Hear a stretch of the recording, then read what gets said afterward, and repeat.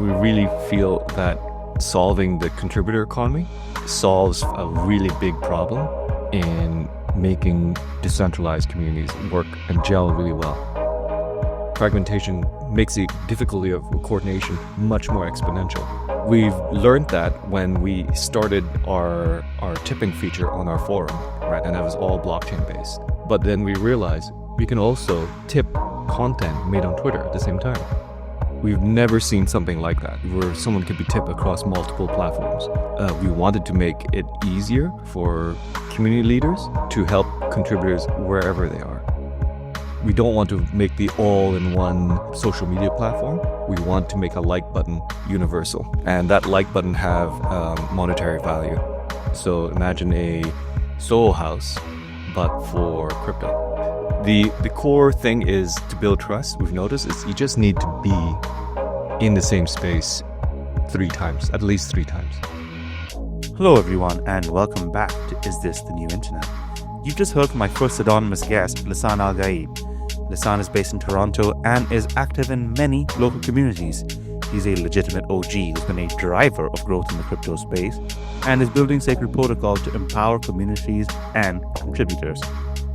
You've heard of the creator economy in previous videos, and now we look at the different but compatible contributor economy.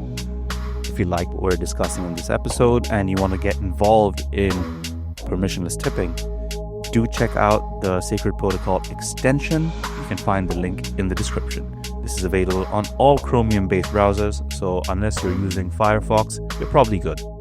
Hello, Lisan. It's amazing to have you here. So let's get the ball rolling and tell me how you got into the crypto space. Marv, thank you for having me here at your podcast. So it started a long time ago. I mean, I rather discovered the blockchain life by chance. I actually, around 2012, I graduated from OCAD University and finished my design degree there. But when I left into a job market, right, that was full of people that were looking for work. And I was also up against students from previous years as well. So the job market was completely saturated, especially in the advertising market, industry that I wanted to get into. I'll tell you the TLDR, and then maybe we can take it from there. So afterwards, did a lot of freelance work. I wanted to get into web design and product design. Did a lot of UX stuff while working freelance. I was working with a lot of coders. From there, I discovered Bitcoin and went to a lot of the meetups. Really got taken in by the vibe back then. And then was around when Ethereum was pitched around the Bitcoin meetups, and way before it even had its formal name, which was Ethereum. Then joined those meetups, saw the launch of that coin. Didn't participate it because I still was naive about it. I still was very much, and I still am very much a builder.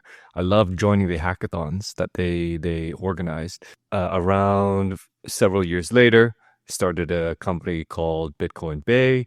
There were some companies before that too. After Bitcoin Bay, wanted to start a incubator of sorts, but ended up taking care of one project more personally. Essentially incubated that project ourselves, leading that project ourselves, and that project is Sacred Protocol, and that's where we are now. So thanks a lot for the TLDR, actually. It's given me a lot of questions to actually ask you with that. So first up, Bitcoin Bay. From the in-person meetups that we have over here in Toronto, Bitcoin Bay is resilient. They've been around for a very long time. They continue to hold events. They've done a few special one-off events like Whale Pool, where you were one of the esteemed investors who people were pitching their ideas to. So could you tell me a little bit about what you've seen in the crypto space from that time when you started off as someone fresh out of college to a very close observer to what was going on? I was in a different part of the world entirely, and crypto was very much a response to the financial crisis in Europe where I was living at the time. unemployment was really bad, and people were just done with authority. They were done with centralized power structures. So it was a very anti-authoritarian seed to the Bitcoin and crypto revolution in Europe. What was it like over here in Toronto? They've been doing Bitcoin Bay, and by the way, I'm not no longer I do have founding member status, but don't have any more over there. They do huge one-off events, or rather big one-off events, and then they've done also hackathons as well, and a whole variety of different kind of like blockchain events. In terms of the vibe, like they've been very, very like welcoming of a lot of like projects and people that want to come in, and that's always been the way it operated even during my time there. I left around end of 2020, right? Beginning of 2021. Sigurd formally started February 2021. There we go. So it started out as a meetup in a bar, right? Called Fox at a Fiddle, right? And that meetup started all the way in Bay Street. I remember the vibe back then was just a bunch of folks from the banking industry, right? And libertarians suddenly being in the same room and having a blast with each other. Over time, consultants came, because we're talking about strictly Toronto here, right? And we're talking about the kinds of people that like show up here first. Then came a lot of real estate people. Then came a lot of developers who were very much taken in by Bitcoin at the time. Just a little snippet. How did you even get the Bitcoin Bay name, right? A colleague of mine who's also in the space here in Toronto. He goes by Walala on Twitter. Real name is Antoine. He and I co-founded, alongside some of his family members, a Bitcoin ATM exchange. I remember going with him up and down Toronto, pitching business to whoever would be interested in housing this refrigerator-sized ATM. It was the most tiring but the most exhilarating at the same time moments in my early blockchain journey. And then the first place that we landed, our ATM exchange, was at Snakes and Lattes. Let me correct. Yes, Bathurst and Young. Oh no, Bathurst and Young. Sorry, Bathurst and Bloor. That's where the first Snakes and Lattes was. Right back then, it was only like one block. We convinced the founders to take the ATM, right, and to accept payments in Bitcoin. It wasn't much from their perspective. They earned around 5 Bitcoin in sales. I don't know if they still keep that Bitcoin. Yeah, and it was in that cafe while chatting with some folks who were interested in the machine and very grateful for the machine or rather in that area, we talked about Bitcoin Bay. There was a third person who was also on the internet. He goes by the name of Juan Galt, or rather he's hosting huge Bitcoin events in Latin America right now. And I've seen him featured in Netflix now, espousing the nomad digital libertarian life. It was in that conversation with him and Antoine that we talked about growing the crypto community in Toronto. Let's say this was 2013, 14. Around the same time in Europe, there was a Bitcoin Boulevard that we wanted to espouse. But Bitcoin Boulevard just meant a strip of a street with stores that accepted crypto, right? Or rather Bitcoin, because it was the only available thing back then. So we wanted to create that kind of movement. So that's where Bitcoin Bay started. Bay being the closest landmass, geographic land type that was next to us. And it rhymed, or it had some good alliteration with Bitcoin. So Bitcoin Bay. And yeah, and from then we started the meetups with the whole mission of just growing the ecosystem. Amazing. So as someone who's done meetups myself in India, I'd like to know, what was the experience like? So early days, you guys are permanently online, young people, just graduated from university. So what was it like? How were you able to get the word out? Like, how did marketing such an event work back in the day when no one even knew what you were selling and what you were talking about? I would say that for Bitcoin Bay, right, it was half the job was already done for us. What I mean by that is that before us, there were the central meetups. How that happened was there was essentially this figurehead that got into Bitcoin really early and made enough savings to rent out a building in the middle of Spadina and did meetups there. They called it this Bitcoin Decentral. And the whole point of it was to treat it as a crypto hub, or rather a Bitcoin hub, which meant meetups every Wednesday. So they did that for a good 3 years. They built up their meetup page. So that's where we got to know people in the space, right? And those connections that we made helped us form the starting germ of Bitcoin Bay. Around the time Bitcoin Decentral stopped doing their meetups at a larger scale, we started ramping up.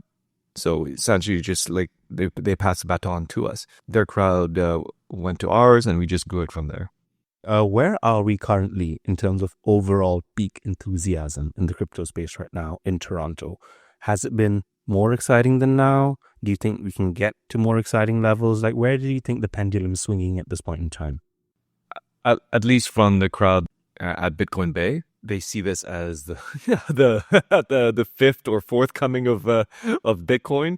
So they see it as another cycle, right? Where things just get closer to mass adoption, which is the holy grail. I know deep in their hearts that's where there's excitement there. But I can also tell that going through a lot of like ups and downs has made you like, how do we even say this? Like some sort of desensitization to the roller coaster ride of our industry, or oneness, or yeah. That's I've noticed people like feel that. There, that's at least from the older crowd, right?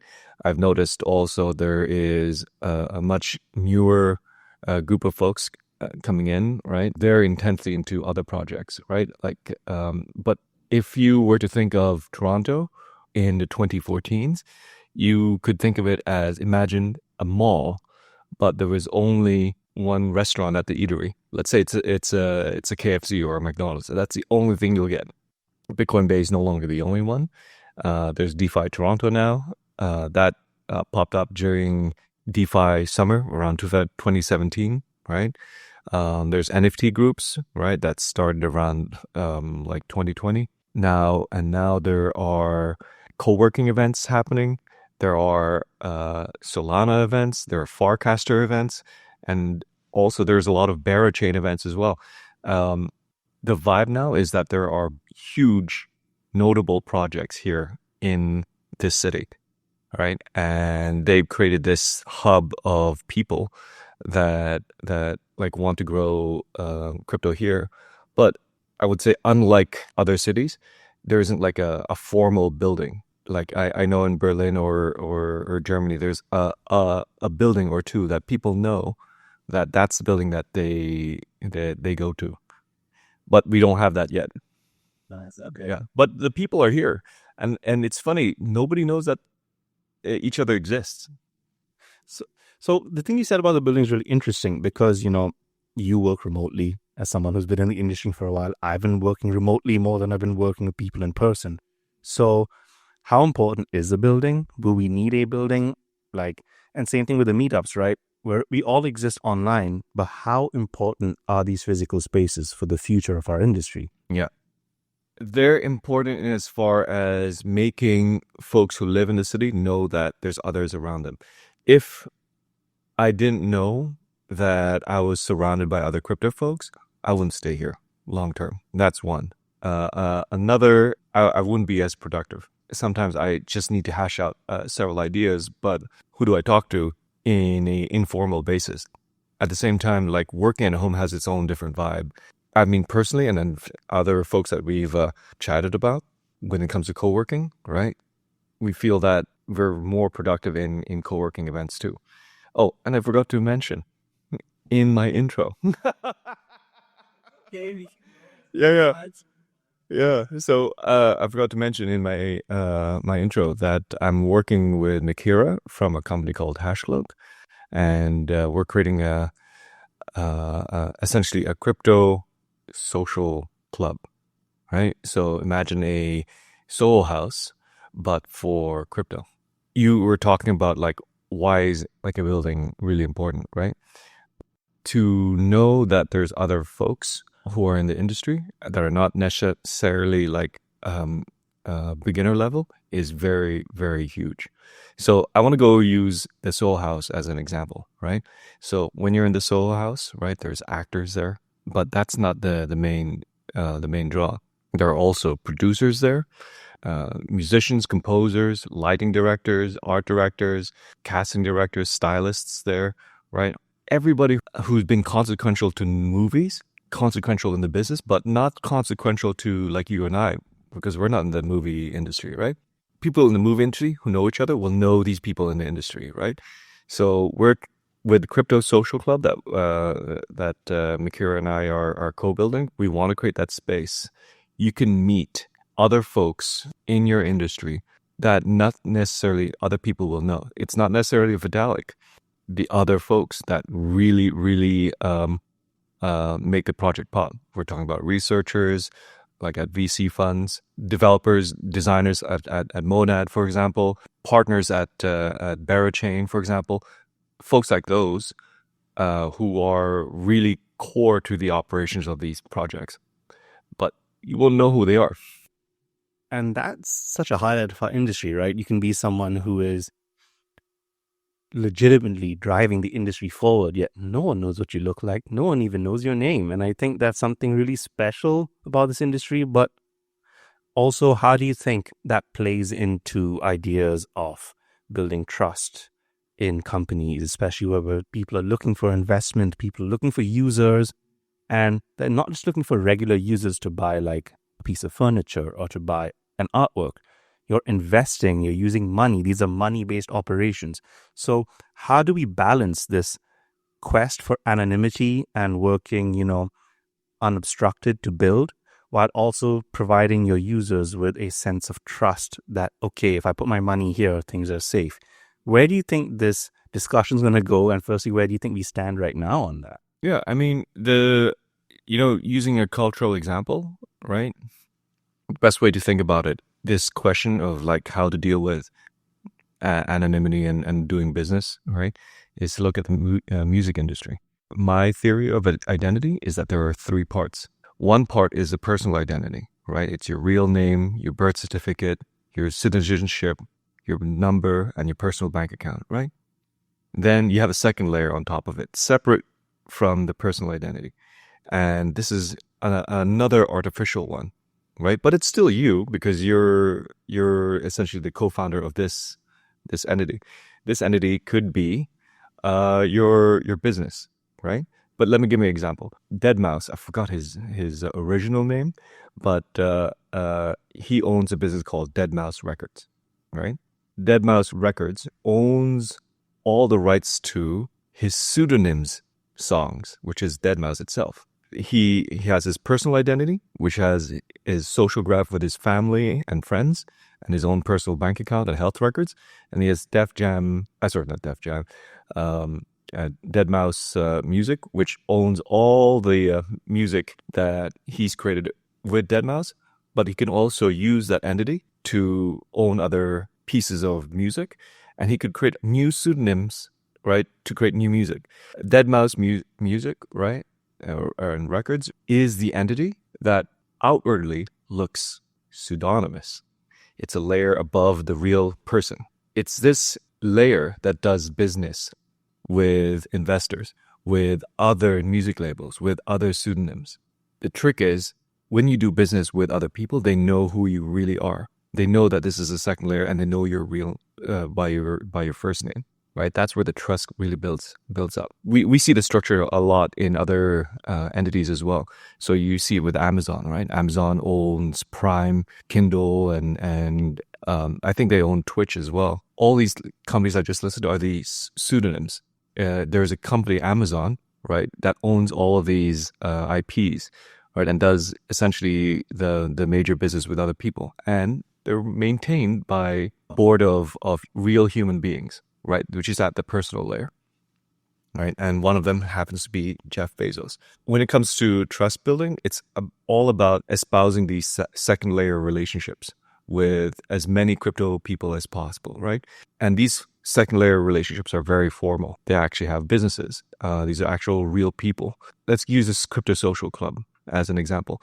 If we can like connect a developer who's been working at credible projects with another founder who needs a developer, and this, by the way, this other developer needs to leave, we can connect them. The core thing is to build trust. We've noticed is you just need to be in the same space 3 times, at least 3 times, right? Chatting with each other, talking about ideas, just get a fit. To your question of building trust, our job is just make a space where we curate the folks so that they can get to those conversations where they need to reach the third step. When I mean the third step, just the second meetup, the third meetup. Talk again for the 3rd time. That's what I mean. And because you're in this club that you're all serious people in the space, that's how you know you're working with the right person. And people like to vet each other out, right? So if you talk to one person in the group about, hey, can you tell me about Marv over there, or can you tell me about Lisan over here? How do you know him, right? They'll vouch for you, right? That professional social graph essentially helps you get investment, helps you get credibility. Because what I've learned in the VC space and with projects also is that your network or how you're perceived, right, by others around you is really critical to your reputation, and your reputation affects how much business you'll get or partnerships you'll get. This reputation aspect of crypto is huge, and I see lots of people trying to find mechanisms in which we can quantify it.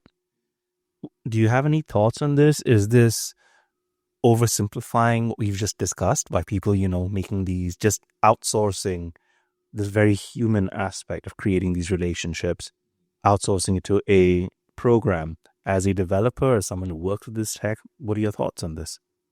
So about reputation systems? Reputation systems, reputation management. For example, we have Farcaster social graph anyone can build on. How do you think, firstly, what do you think of these, and how do you think these fit into our existing frameworks?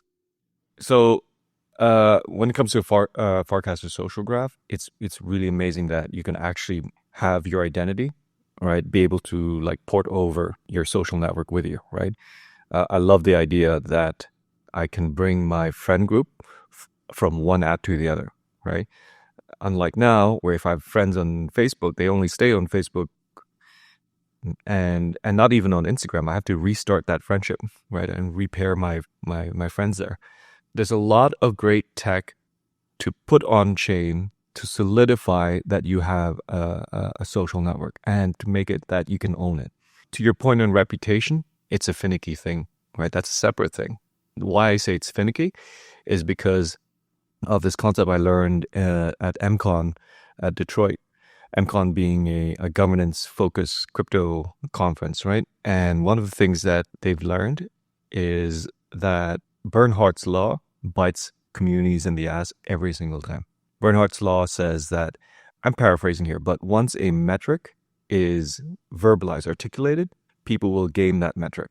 So once you say what a reputation badge is, people will gain that badge, right? So the trick is to always change it, right? So what that imply about reputation systems, that they're always changing.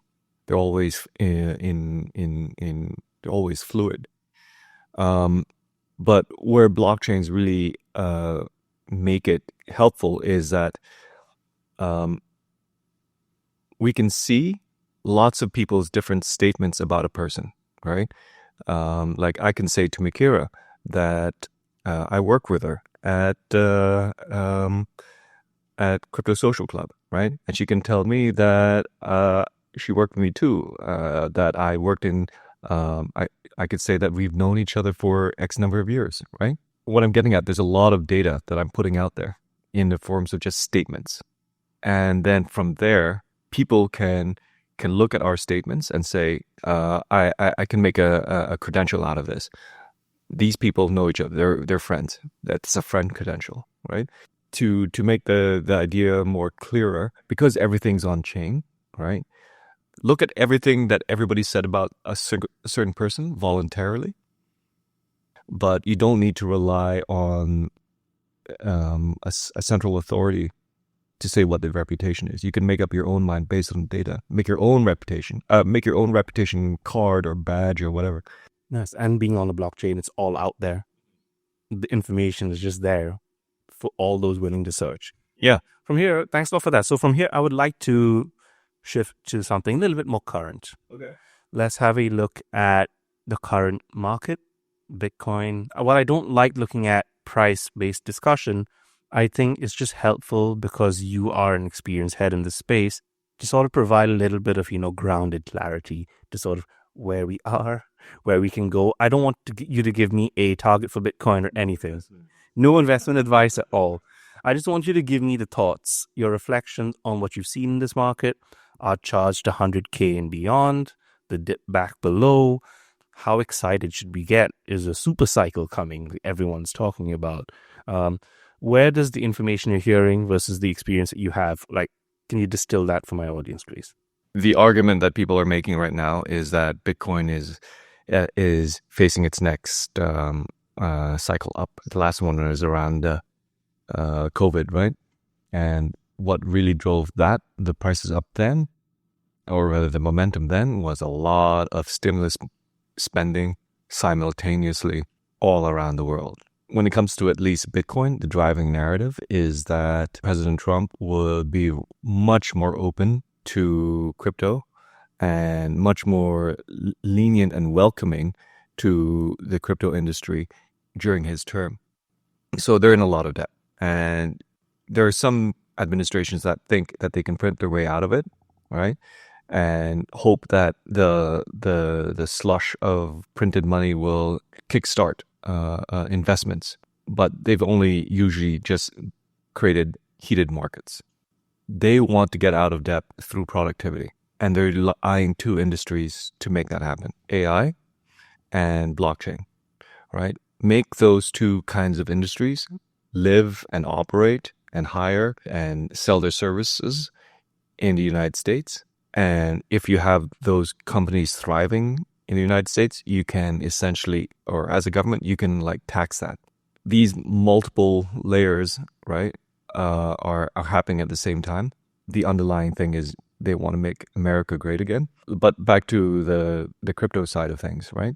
With better crypto regulations, I think that will be much more clearer. You'll start seeing banks selling ETFs at a local level, right? When I mean at a local level, at your nearest branch, for example.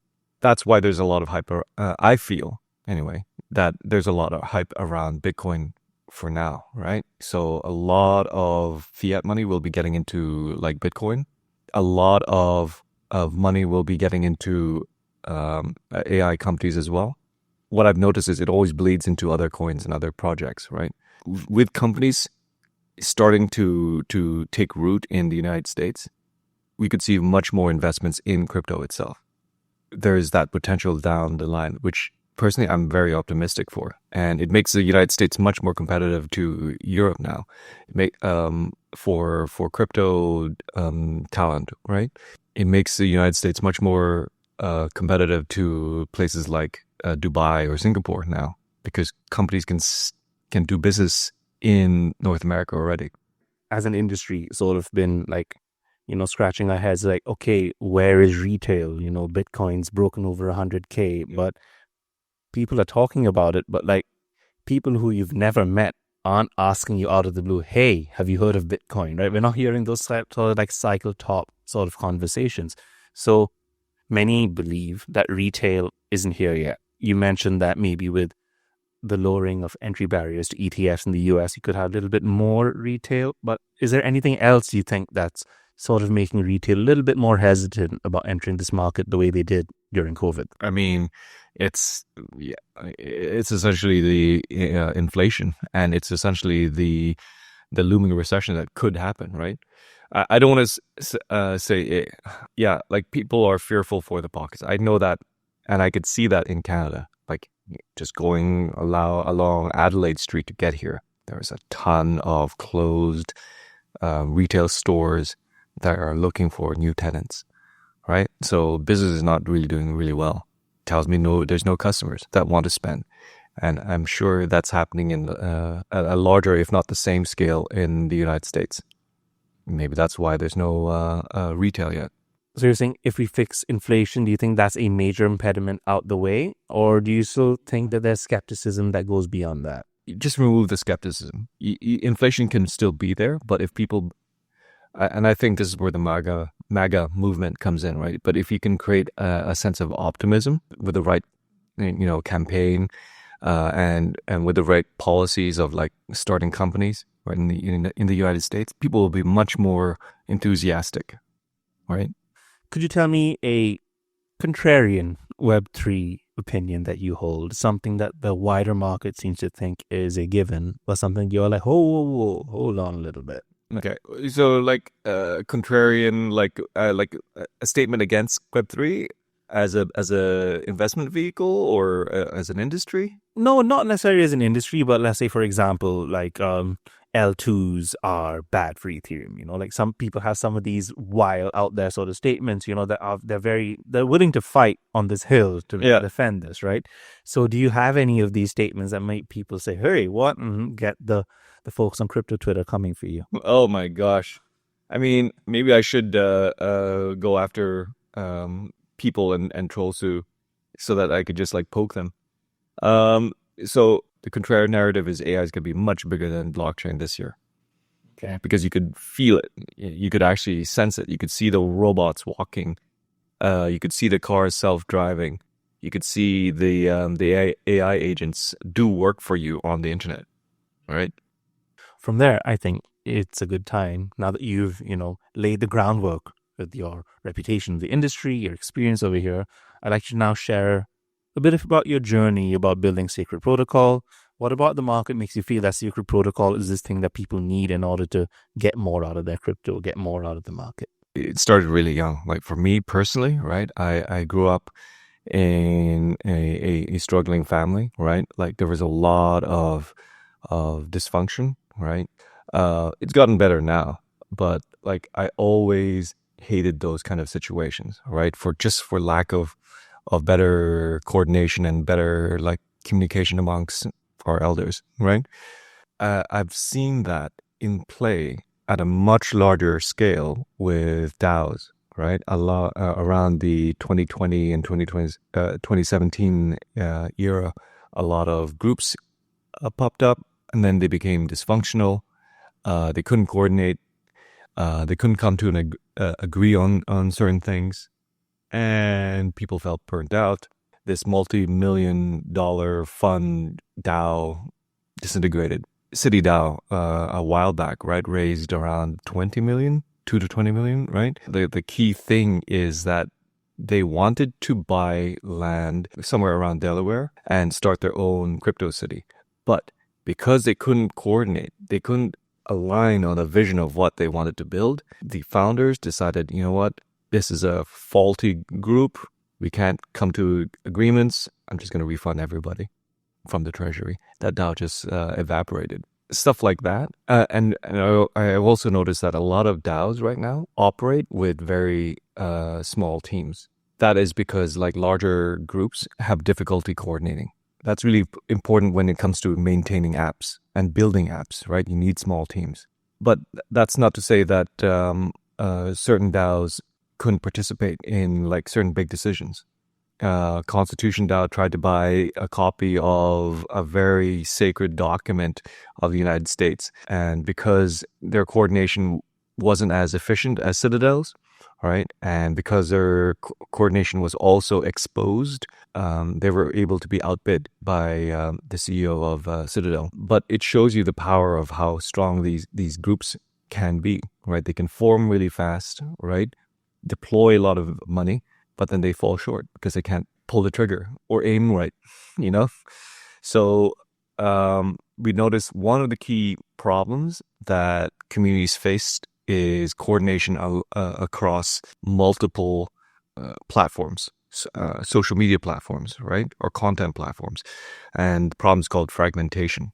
Fragmentation is something you see in digital, but not in real life situations. So in Bitcoin Decentral, just go rewinding time. It was essentially a small group of people. They were doing meetups every day. They were there every week. The person who was arranging chairs every single day, cleaning the tables, cleaning the whiteboards, right, really was there, and they could see that the admiration from their friends. They saw the pats on the back from different people that they were doing a good job.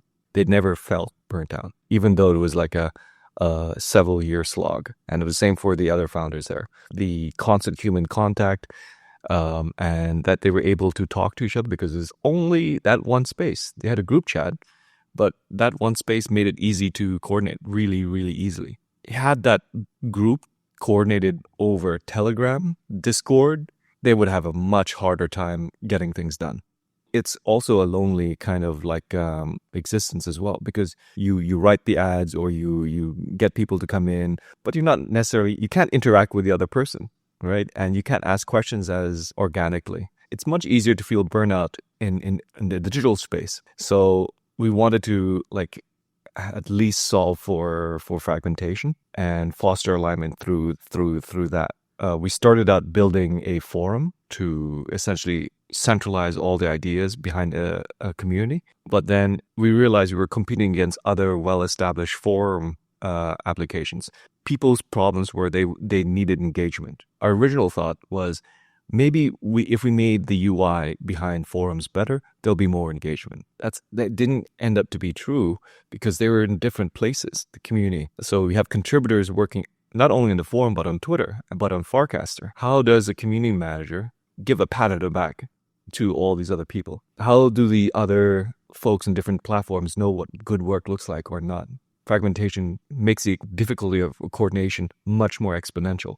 We've learned that when we started our tipping feature on our forum, right? And that was all blockchain based. But then we realized we can also tip content made on Twitter at the same time. It could do the same thing for Farcaster. We've never seen something like that, where someone could be tipped across multiple platforms. We wanted to make it easier for community leaders to help contributors wherever they are. We don't want to make the all-in-one social media platform. We want to make a like button universal, and that like button have monetary value. This sounds like you're merging Web 2 and Web 3 in a way that, people have spoken about things like mullet companies, right? Where like the mullet haircut, you got the serious business on the front, but you got the Web 3 party in the back. Mm-hmm. How is it balanced between the Web 2 and Web 3? Like, would you call yourself more of a Web 2 or a Web 3 organization? Calling ourselves a Web 2 or Web 3 organization is only useful to investors or other people looking into your coin. Our technology is Web 3 based, but it really needs Web 2 to get that full experience. Just to clarify, right? What we've built is essentially a wallet. Imagine a MetaMask that doesn't pay a certain wallet, but you can pay a piece of content. What we've done is when you pay that piece of content, you can attach a social profile to it. So I could say, pay this podcast, Marv's podcast, $10 worth of Ethereum. Send a transaction alongside signature that says it was sent to you by Lisa from Twitter. I could do the same thing. I could remove the Twitter account and use my YouTube as a signer. Or I could use multiple signatures and say, you've been tipped by someone who owns the Lisan Twitter, the Lisan Farcaster, right? And when you see a tweet like that, you know this guy is very likely to be Lisan. The whole aspect of getting validation that you're done really good work because you got tipped by an actual person needs Web 2. Probably seen this mechanism in play on Farcaster as well, right? With the fan token, Degen, Moxie. So I think it'll be very cool if people can do Moxie tipping, for example, on YouTube, because of course there's so much content going on there. There's so many ways that people can support creators. Mm-hmm. You've spoken a lot online, written casual discussions about the creator economy and how it's so much more possible for an individual to earn directly from the people consuming their content through Patreon, Buy Me a Coffee, YouTube subscriptions. Yeah. Now we're talking about tipping using Web 2 as well. So we're extending these capabilities to something that is directly peer-to-peer. Yeah. Yeah. The way we see Sacred, right, is its core mission is to create alignment within communities. In the Web 2 space, there are creator economies, right? And that we can use as a model. Just to set the definitions, creator economies are just basically people who make content. From a marketing perspective, content creators are called publishers, right? And then there's audience makers. A creator makes a piece of content and publishes their video or content on multiple platforms, YouTube, OnlyFans, Twitter, whatever, right? And then they have a following of people that tip them for the content that they created, tip the creators. And then there's lots of platforms that make it much more easier for content creators to make a living, right? Now there's stores for content creators where they can put artwork like Buy Me a Coffee, right? Or they can have exclusive areas where they can hide exclusive content like Patreon or OnlyFans, right? And you could pay for that. But it's all centered around the model of a person making content for many. And that's at the center of the creator economy. And that's what the creator economy industry does. It helps that model. Where I see a difference is because it's Web3, things are very democratic. Things could be the other way around. A creator could also be a publisher at the same time, but communities are also in the mix as well. With Sacred, our mission is alignment with communities. Within a community, there's like core people within it. Yes, there are idle grifters, for lack of a better word, or people who just invest into the token and just see where it's going, right? And they call themselves community members. But there's also active members in the group that help the community. Even menial jobs, right? Is it a piece of content? No, right? But it's a task that needs to be done for the community. The way we see contributor economies is it's much different. Contributors are everybody who's doing any kind of work for the purpose of growing a community. In that sense, right, there is no one creator. A creator can be a contributor. It doesn't need to be the other way around. Just let's expand this a little bit more. Inside a community, we have content creators who write or make video blogs or pieces on Medium. There are people who moderate rooms on forums. There are people who moderate Telegram chats. There are people who just share things on Twitter just to make the word go out. Those are contributions to a community. From that model, anybody can be a contributor, but there needs to be a community holding all of that and aligning all of that. We want to see ourselves as one of the first early tools that helped communities reward contributors in a very meaningful way. Meaningful because and impactful way, because tip someone for resharing things. You can tip someone for moderating on Telegram. You could tip someone making a applet on Forecaster. And those are all contributions. Creating content like that awesome review video can be one of them too.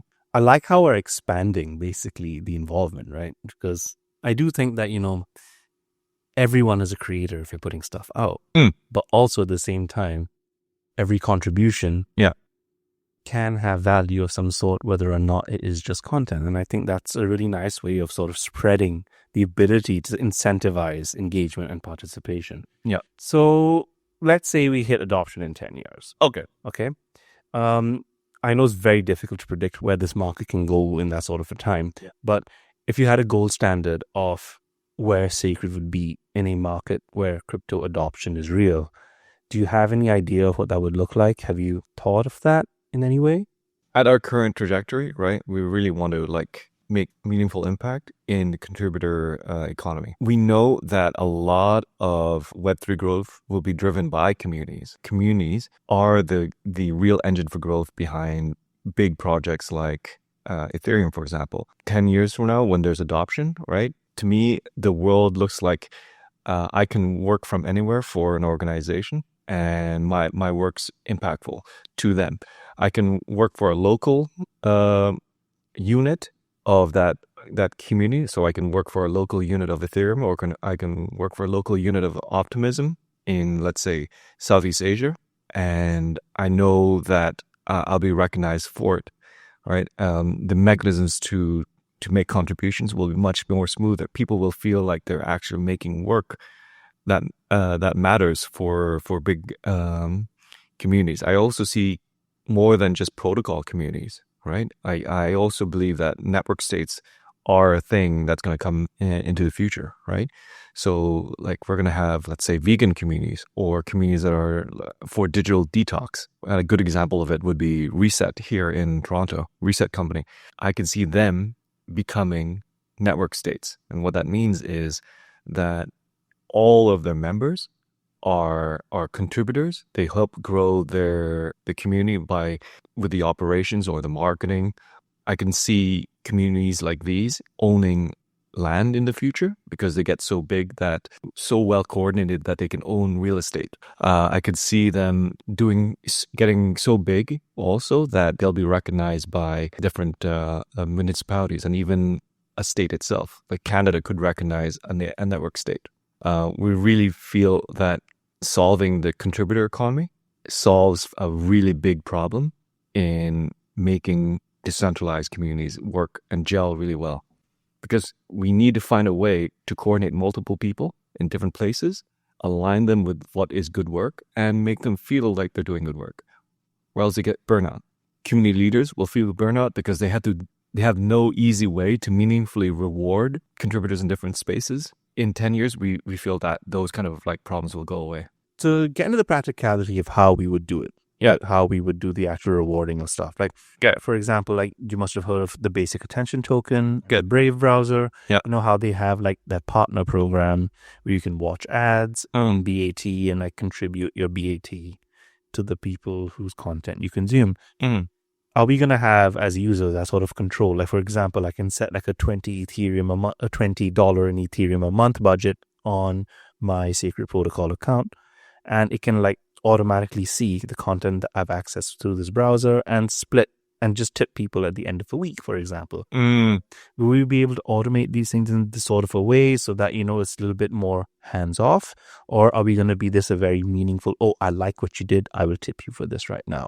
Before I get into your answering your question, I forgot to mention that the core thing about contributor economy is that we don't see a difference between an audience member and a community leader in as far as tipping. Because if a community member knew what good content was, right, I should be able to tip that person too. It doesn't need to be the community leader's job to jump around and reward people all the time. Other community members can help do that, can signal what good content is. There's an everyone to everyone relationship. Yes. It isn't top down at all. Yeah. And that solves the burnout problem that people have. Like, am I doing good work? Oh, someone tipped me. Yeah. And they're from my shared community. Yeah, I must be doing something good. So we want to solve for that. How would we interact with Sacred? Like how will it fit into a user's workflow? Just going through that, the UI or rather the UX, it's very easy. We don't want to how do you even say reinvent the wheel here, right? So imagine you're on MetaMask. It's just a wallet, right? It has a balance of whatever coin. But Sacred Protocol is much more than that. The first thing you see is a whole box saying, paste content you want to tip here. You paste that content in and it'll show you a preview of that content. It's a YouTube video or it's a Twitter video, Twitter post, or it's a Farcaster post. I tip that content rather. Right, I tip that person 1 ETH because I really, really, really, really love that piece of content, right? I said tip that person 1 ETH, and I have the choice. I tip you 1 ETH as Lisan, or I can tip you 1 ETH just blank, without letting you know that who I am. We're making the UX in such a way that you want to pair your social accounts to your tip, and what happens is, we put the funds inside an escrow contract, right? And it's ready for you to pick up once you download Sacred. In your wallet, your Sacred wallet, just prove that you own the content. How do you prove that you own the content? Just sign in or authorize your Twitter on your wallet, right? Then our app knows that you owned the post. sends you the funds. Very cool. Yeah, and that's it. Nice. But yeah, that sounds like a very streamlined way to do things. So it's really cool. Yeah, and there's content data and metadata associations with the transaction too. Nice. Yeah. Like, where do you see growth and development of Sacred right now? There's multiple ways you can do it, right? You can go the AI agent route, where an AI agent scours the internet for good content and tips it according to the community leader. We can each create our own bots, right? And use those bots to tip good content for Forecaster. We can go that way, right? But sorry, before I want to preamble, what we're focusing right now is the tipping and claiming function of the app right now. But beyond that, yes, AI agents can do the automatic tipping based on what you feel should be rewarded. Another way of doing, another thing that we angle of development that we could do is the DeFi route. We've designed Sacred in such a way that you always have to claim funds. Funds don't directly go to your wallet, right? You have the right to say, I don't want that coin. I'm not sure of that coin. I don't want to accept it in my wallet. There's always an escrow in the middle. If there's funds in escrow, what can we do with it, right? We can put it to work while it's in escrow. That's where DeFi comes in, right? And we can give rewards to either the tipper or the recipient, or even both. That's also in the play too. There could be retroactive rewards. Let's say Gitcoin, a Gitcoin project like Let's Go DAO, they want to award a $40,000 grant, but they're doing it retroactively. They had 10 people they want to award, but they don't know how are they going to allocate these 40,000. What retroactive tipping does is that the community leader in day one says, I want to tip all these contributors based on the tweets and the contributions that they made. The tips are not money, they're just points. And then on the third month, once I'm ready to allocate the $40,000, I could be like, okay, based on the amount of points I tip people, I will split my 40,000 across these 10 contributors. So that's retroactive rewards. We've noticed that as a big need within communities, or rather like established communities, especially like regen communities as well. There's a lot of things that we can go into, but for now we want to like perfect the tipping and claiming function. And yeah, we're to like jumpstart the process. We're launching our own meme coin to like make that happen, and getting people excited about farming that meme coin and tipping each other, because we want to make tipping as part of the farming experience as well. That's going to be in the near term. That's very cool. You've heard some alpha here first on Is This the New Internet podcast, folks? Meme coin coming on Sacred Protocol. Watch this space. So yeah, that's really cool. So I like how you're, using the mechanics of this industry to sort of, show what you guys are about. It's show, don't tell in the best form, right? So what are your challenges right now in this space? You have a working product, you have networks that is on, and you have an active development team. So where to next from here into building your community and getting the word out? While we're building the UX for the wallet, we're actually actively right now building a small team of gigabrains, right, around the meme coin. So we're thinking of where are we launching this meme coin? Is it going to be Base? Is it going to be Solana? Is it going to be Sui? And how is it going to be integrated into Sacred? Sacred will have its own coin, eventually be making transaction fees on tips. That's the core thing that we want, or we're eyeing at least, for Sacred, right? We just need to do it in a smart way. And then how does the meme coin play into that? The token economics for that. Where we're at right now is I already chatted with folks around token agents or AI agents.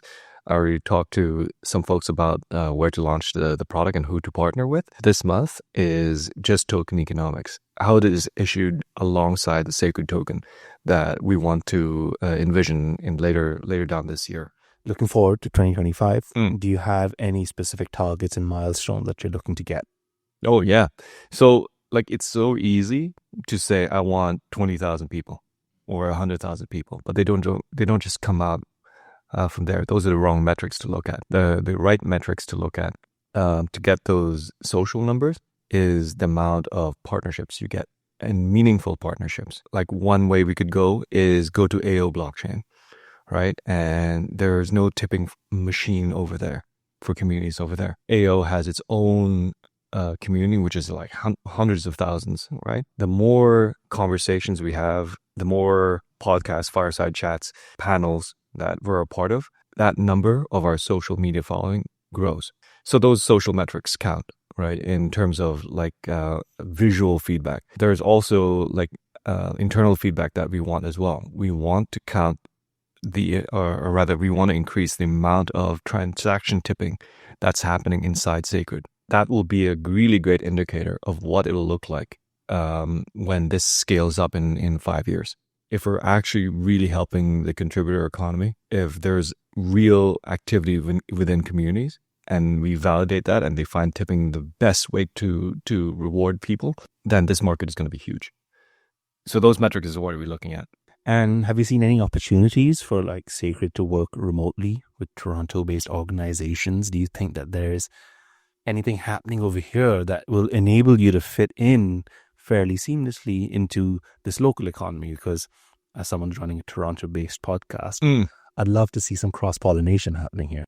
There's lots of opportunity, right? Like when it comes to Sacred, we wanted to be as permissionless as possible. What that means is we want any community to like really reward its constituents for every piece of content that you make. People can tip you, as well as earn your or mint the podcast tokens, right? When it comes to working with Toronto DAO, we know that they're very focused on creating a context, a communal context where businesses in Toronto are accepting crypto. We're allowing for their community leaders really to tip contributions or work done by their community members, right?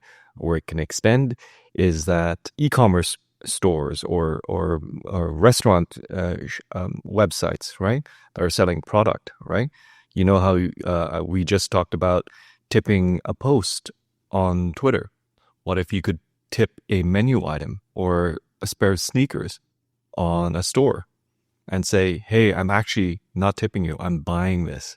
You can make orders that way.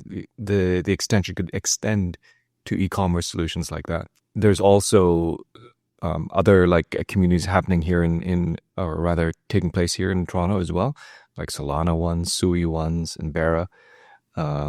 So we're looking to make partnerships with local groups as well. Like 2 of our team members are here in Toronto. So like between us, I think we can make a good dent at going after them. I'm very excited to see how Sacred develops over 2025. I know you have some very big plans for it. Having seen it in action in some of your Twitter spaces, I'm quite excited about, I think we can really get the ball rolling when the meme coin comes in, because you can just give people free meme coins and they can just tip each other and have a blast doing that. So I think you guys have really got a fun strategy that I'm very excited to see unfolding. So before we head, could you please tell me where you're most active online? How can people get in touch with you? How can people follow your progress with Sacred Protocol? And how can they stay in the loop and maybe even contribute? Yeah, so I'm more active on Twitter and Telegram. I use the same handle throughout. So just search at the speaker Lisan on these platforms and you can find me over there. Our Sacred Protocol's Twitter handle is at Sacred Protocol. So you can look for us there. And our website is www.sacredprotocol.com. And when it comes to meme coin announcements, find that on our personal and company socials as well. So more on that in the coming days. And you know what? If you're having these podcasts again in the future with me, I'd love to tell you more about it. So there you hear it from Lisan Al-Gaib, the enigmatic, synonymous individual who's building a service that'll change the way we contribute to each other's social engagement. So thank you so much for coming over. Of course, all of Lisan's links that he just mentioned will be in the description. So do not worry if you miss anything. Just click away, support our guest, and looking forward to having you on the next one. Take care all. This is Marv and Lisan signing off from Toronto. Have a fantastic week ahead, and we look forward to catching you very soon. Take care all. Bye-bye.